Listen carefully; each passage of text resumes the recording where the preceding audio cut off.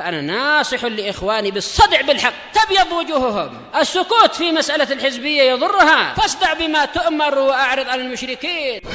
سلامي على دماج ورجالها والشيخ يحيى ودار العلم يا سعد بانيها. الحمد لله حمدا كثيرا طيبا مباركا فيه كما يحب ربنا ويرضى. أشهد أن لا إله إلا الله وحده لا شريك له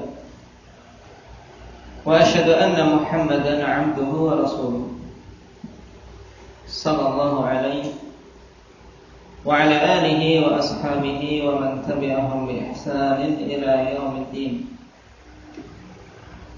أما بعد. Ikhwanul kiram rahimani wa rahimakumullah. Alhamdulillah, pada pertemuan yang lalu kita telah selesaikan pembahasan tentang permasalahan at-taharah yang diakhiri dengan pembahasan tentang hukum istihadah. Insyaallah ta'ala untuk hari Kamis kita murajaah dari awal maka dipersiapkan. Kemudian kita masuk pada kitab berikutnya, yaitu kitab shalah.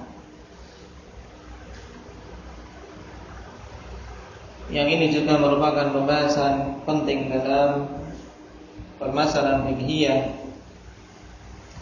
yang tidak boleh seorang muslim jahil tentangnya, terlebih lagi para thalabatul ilm.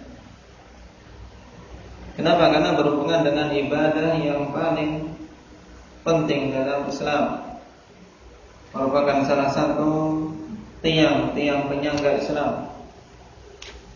Yang apabila tiang ini roboh, maka robohlah keislaman dia, yaitu as-salat. Yang nanti akan kita ketahui keutamaan salat tersebut yang dibawakan di sini secara ringkas. Qala wa yashtamilu ala 15 baban. Dan pada kitab shalah ini mencakup 15 bab.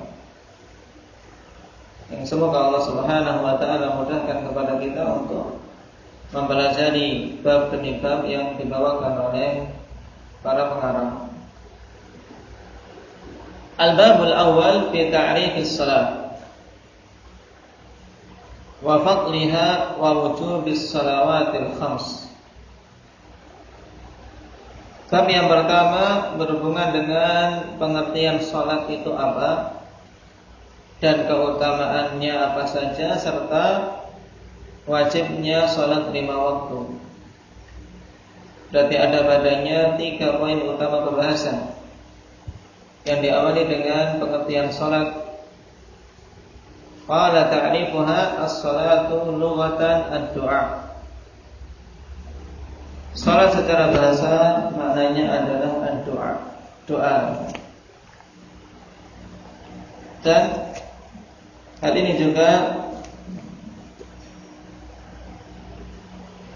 datang penggunaannya dalam Al-Quran maupun As-Sunnah, di mana as-salah wanita diinginkan padanya makna lughawiyah. Di antaranya pada firman Allah Subhanahu wa taala di surat At-Taubah ayat 103, Allah Subhanahu wa taala katakan washalli alaihim inna salataka sakanun lahum. Maksudnya washalli alaihim yakni ud'u lahum, berdoalah engkau untuk mereka. Juga Rasulullah SAW pada sebagian hadits beliau, di antaranya diriwayatkan oleh Imam Muslim, tentang adab seseorang ketika diundang tapi dia dalam kondisi puasa Apa kata Rasulullah? Idza du'iya ahadukum falyujib, fa in kana sha'iman falyusalli. Apabila salah seorang di antara kalian diundang makan, maka jawablah undangan tersebut. Dalam artian penuhi undangan tersebut. Fa in kana sha'iman, apabila dia dalam kondisi puasa, falyusalli. Maka apa? Maksud falyusalli, apakah salatlah?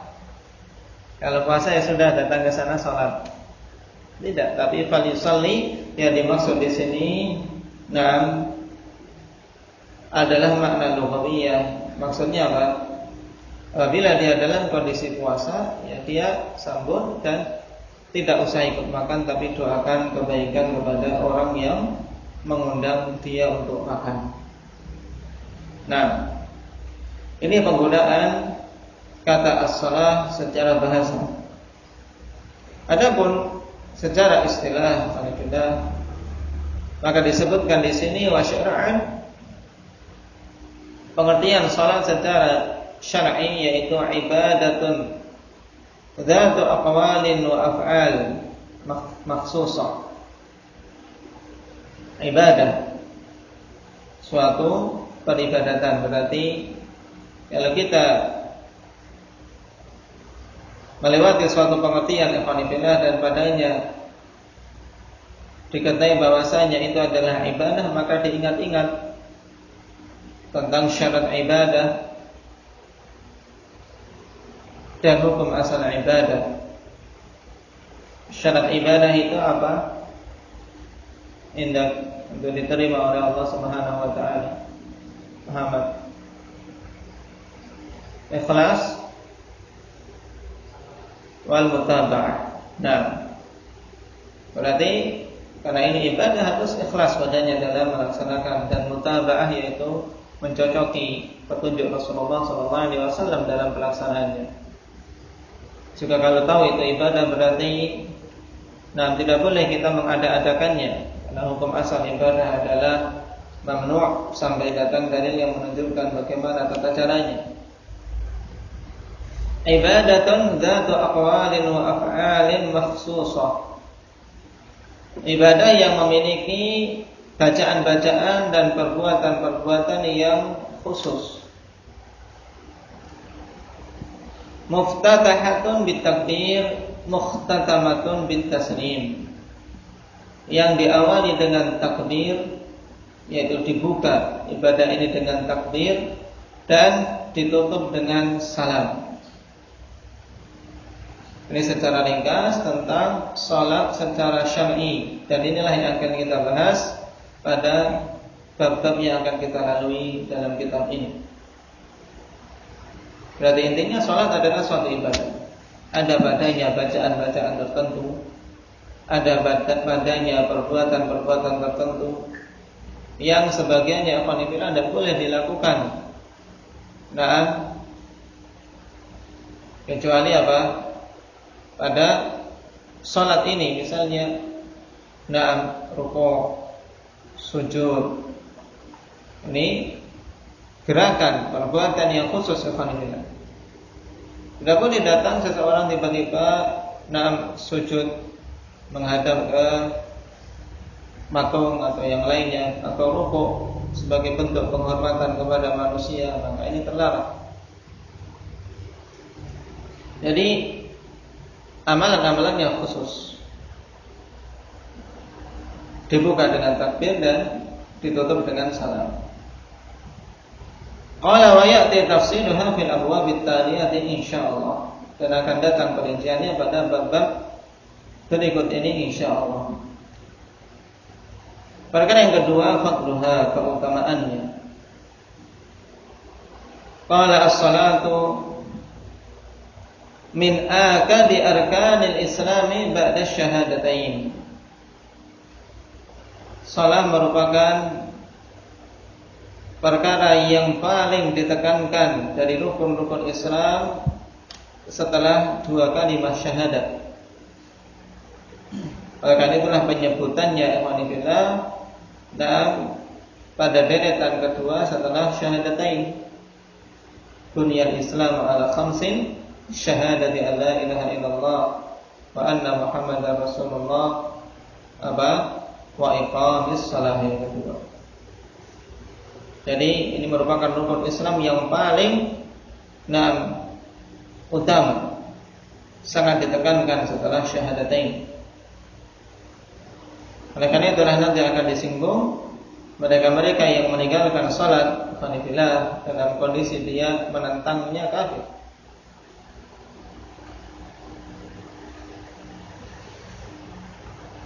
Secara ijma' dan khilaf panjang tentang orang yang meninggalkannya karena malas.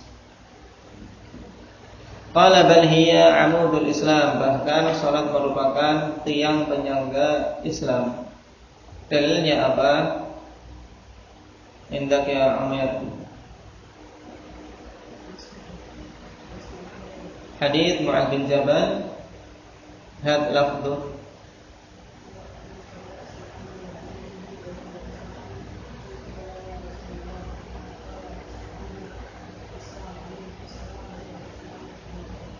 Naam, ahsanta. Ra'sul amri al-Islam wa 'amuduhu as-salat wa dirwatu sanamihi al-jihad fi sabilillah. Pokok segala perkara itu Islam, karena ini menjadi pokoknya. Tanpa Islam ya, yang lainnya tidak akan ada yang bermanfaat. Wa 'amuduhu as-salat, dan yang menjadi tiang utama Islam adalah salat, dan dirwatu sanami, yaitu puncak tertingginya adalah jihad. Baik. Qala waqad faradaha Allahu ala nabiyhi Muhammadin sallallahu alaihi wasallam lailatul mi'raj fawqa sab'i samawat. Dan Allah Subhanahu wa taala telah menetapkan kewajiban salat ini atas nabinya Muhammad sallallahu alaihi wasallam pada malam Mi'raj dari atas langit yang 7. Dan ini juga termasuk salah satu kekhususan salat daripada ibadah-ibadah yang lain, ya Pak. Bahwasanya penetapan wajibnya salat itu ya dari atas langit yang 7. Dan Rasulullah sallallahu alaihi wasallam dipanggil oleh Allah Subhanahu wa taala pada malam Mi'raj tersebut.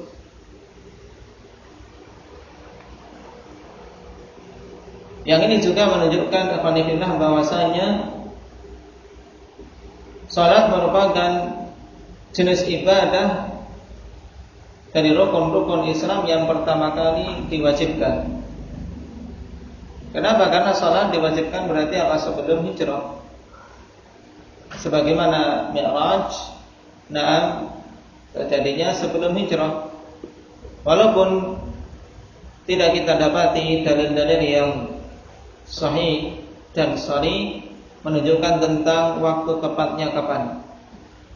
Bahkan para ulama ikhwanifillah berselisih pendapat tentang tahunnya, apalagi bulannya, apalagi tanggalnya. Karena itulah yang mampu kita tetapkan dengan pasti, yaitu bahwasanya Mi'raj terjadinya apa? Ba'dal bi'tsah wa qabla al-hijrah. Setelah beliau diangkat menjadi rasul dan sebelum beliau berhijrah. Adapun tahunnya wallahu ta'ala a'lam. Terlebih lagi bulan dan tanggalnya.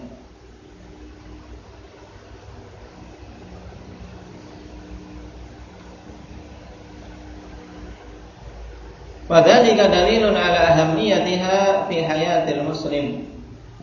Dan hal ini dalil tentang pentingnya Islam pada kehidupan, pentingnya salat pada kehidupan seorang muslim. Dan ini jelas alhamdulillah. Penetapan kewajiban salat dari atas langit yang ketujuh. Ya Allah, ya Rasulullah sallallahu alaihi wasallam menerimanya dalam kondisi yang itu merupakan kondisi Allah Subhanahu wa taala muliakan atas rasul-rasul yang lain. Sebab Isra Mi'raj merupakan malam Isra Mi'raj, malam yang paling utama bagi Nabi sallallahu alaihi wasallam. Karena beliau dimuliakan dengan kemuliaan ini.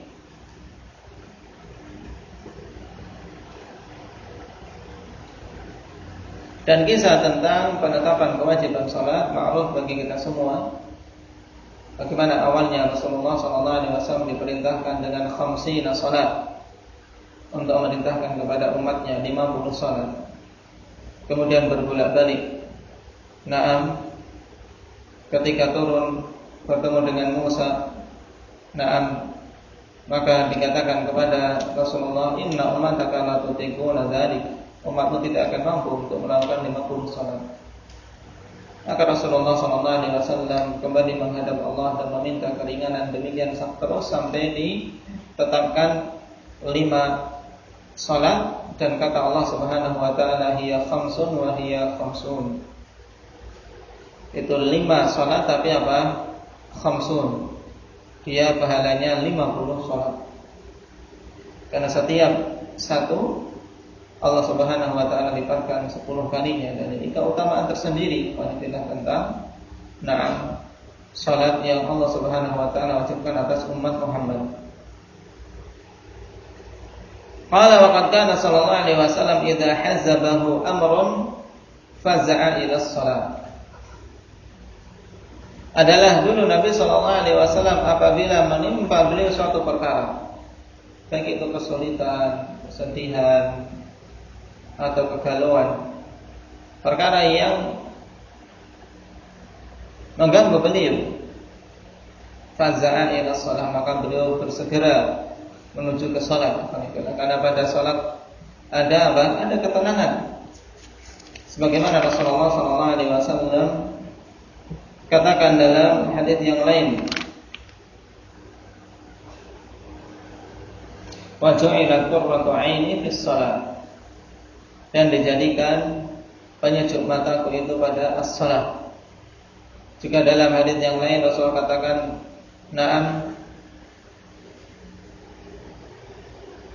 kepada Bilal bin Rabah radhiyallahu anhu, apa kata Rasulullah sallallahu alaihi wasallam, arih bina ya Bilal fis salat, istirahatkan kami wahai Bilal dengan as-salat. Sehingga salat perkara yang menenteramkan seorang muslim, seharusnya bukan hanya menjadi beban saja. Karena kita hidup di zaman yang banyak manusia merasa salat itu membebani, bukan kebutuhan. Salat masih dianggap sebagai suatu beban, bukan kebutuhan. Padahal sungguh kalau kita betul-betul melihat bagaimana para sahabat, bagaimana Rasulullah SAW sikap salat ini, maka akan kita lihat bahwasanya salat itu kebutuhan terpenting bagi mereka. Bahkan ketika datang waktu salat, maka tidak ada yang lebih membahagiakan bagi mereka kecuali salat. Karena itulah awal-awal sebelum pensyariatan salat khauf, orang-orang kafir ingin mengintai kaum muslimin di saat kaum muslimin salat. Kenapa? Karena mereka tahu bahwasanya salat ini perkara yang paling dicintai oleh umat Muhammad saat itu. Maka mereka intai waktu, sebentar lagi akan datang waktu mereka melakukan salat yang itu lebih mereka cintai dari harta dan anak-anak mereka semua. Oleh karena itulah kemudian turun syariat salat khauf, sehingga ketika salat mereka tetap berjaga-jaga, jangan sampai ketika salat musuh menyerang tanpa disadari. Wa qad jaa fi fadliha wal hathi 'alaiha ahadits katsira.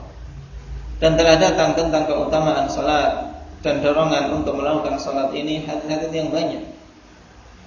Dan memang banyak sekali tentang keutamaan salat, yang butuh untuk kita juga sering-sering mengingatnya.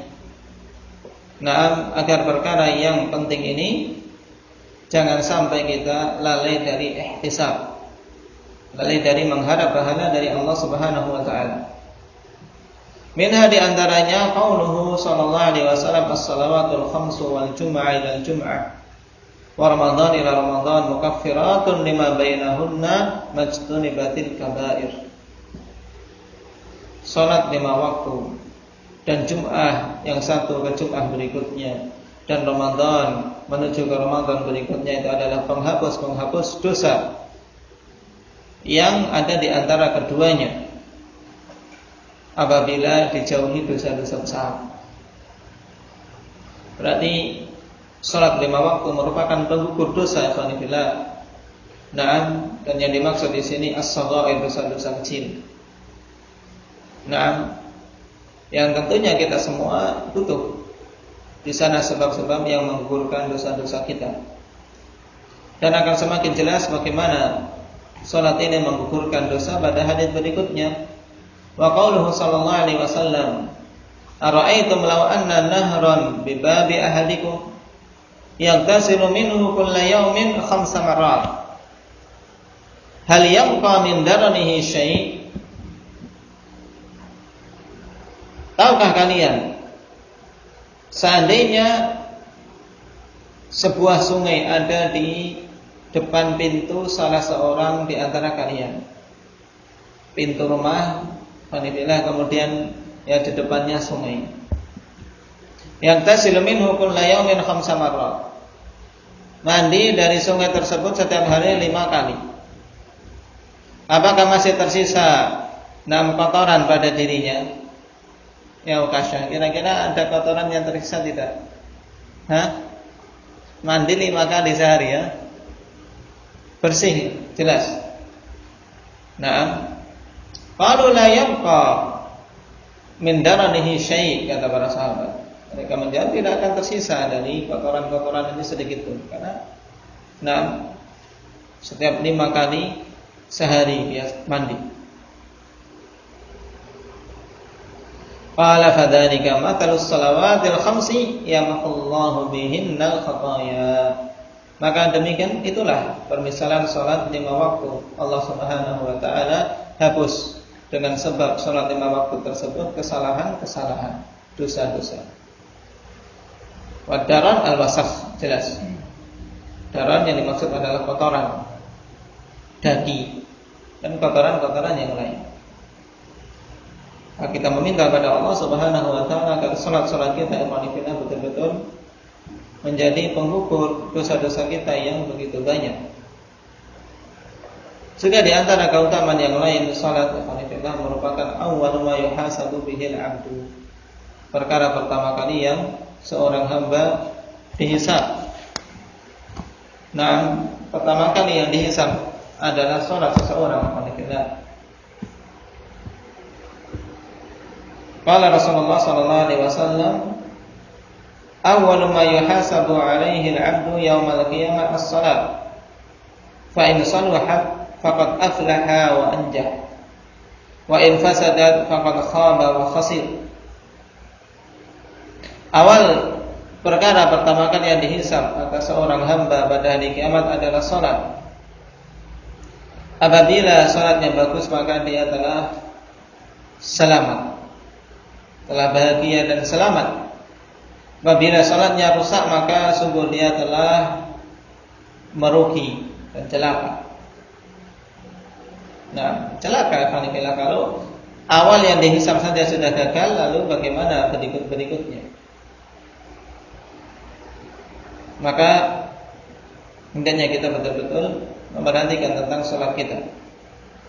Nah, dan juga yang menunjukkan tentang keutamaan salat ini, salat yaitu adalah satu-satunya ibadah yang tidak boleh lepas dari seorang selama dia masih masuk kategori mukallaf.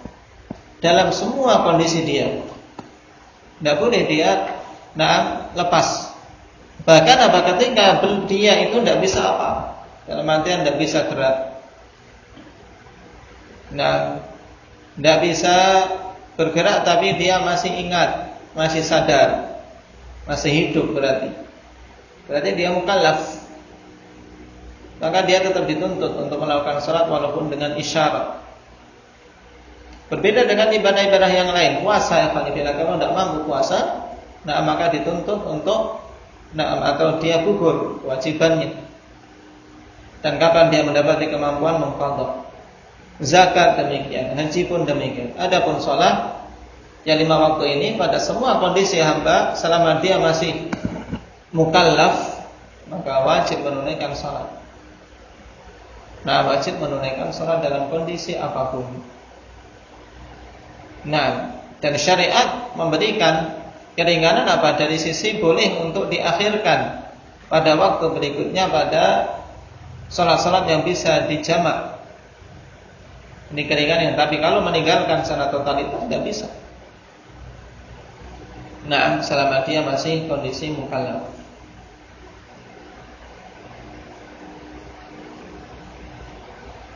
Baik.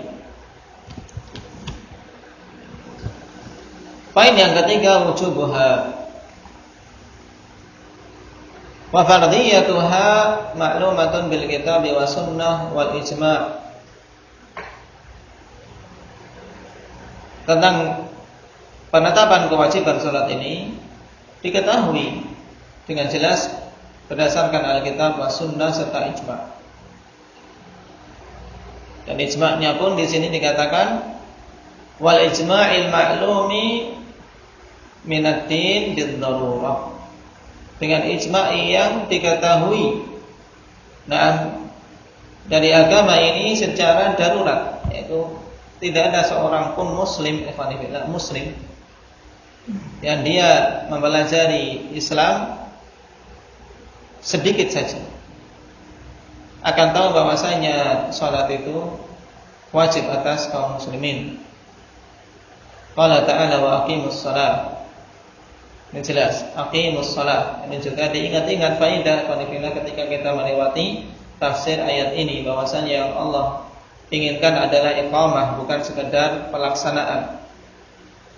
Karena pada perintah aqimus shalah tercakup di dalamnya perintah untuk memenuhi salat secara zahir maupun secara batinnya, sehingga betul-betul tercapai keutamaan salat. Fi ayatin katsirah min kitabillah, pada ayat yang banyak dalam kitab Allah.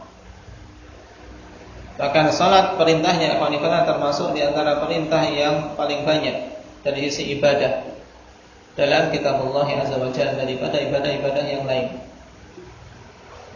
Wa qala ta'ala qul la ibadiyalladzina amanu yuqimus shalah. Katakanlah kepada hamba-hambaku yang beriman agar mereka itu menegakkan salat. Ini juga jelas perintah kepada orang yang beriman untuk menegakkan salat. Wa minas sunnah, ada pun dalil dari as-sunnah haditsul mi'raj. Hadits al-mi'raj wa fihi ya khamsun wa hiya khamsun. Jelas pada hadits mi'raj Allah Subhanahu wa taala perintahkan salat ini qanifillah atas Nabi kita Muhammad untuk disampaikan kepada umatnya. Sebagaimana kisah yang ringkas tadi, akhirnya Allah Subhanahu wa taala tetapkan 5 tapi memiliki nilai 50 salat. Wa fi sahihain qauluhu sallallahu alaihi wasallam liman sa'alahu 'an syara'i al-Islam 5 salawatin fil yaumi wal lailah. Qala sa'il hal 'alayya ghayruhunna? Qala la illa an tatawwa. Dalam hadis Talha bin Ubaidillah dalam sahihain ini, Nabi sallallahu alaihi wasallam berkata kepada orang yang bertanya kepada beliau tentang syariat-syariat Islam, maka Rasulullah katakan 5 salat dalam setiap sehari semalam. Ini juga kekhususan yang lain bahwasanya salat ini adalah ibadah yang terulang dalam sehari semalam 5 kali. Berbeda dengan ibadah-ibadah yang lain. Diwajibkan untuk diulang-ulang. Dalam sehari semalam ada 5 kali. Qala sa'il, maka orang tadi bertanya hal aliyya ghairuhunna, apakah atasku ada kewajiban yang lain berhubungan dengan salat yang harus dilakukan sehari semalam. Ini maksudnya. Jadi yang dimaksud oleh penanya hal aliyya ghairuhunna, apakah atasku salat yang lain yang harus diulang dalam sehari semalam? Qala la, tidak ada. illa an tatawwa, kecuali apabila engkau ingin melakukan salat sunnah. Nah, ini makna yang sahih dan paling kuat berhubungan dengan hadis ikhwan fillah. Bukan berarti kemudian tidak ada selain salat 5 waktu, salat wajib yang lain.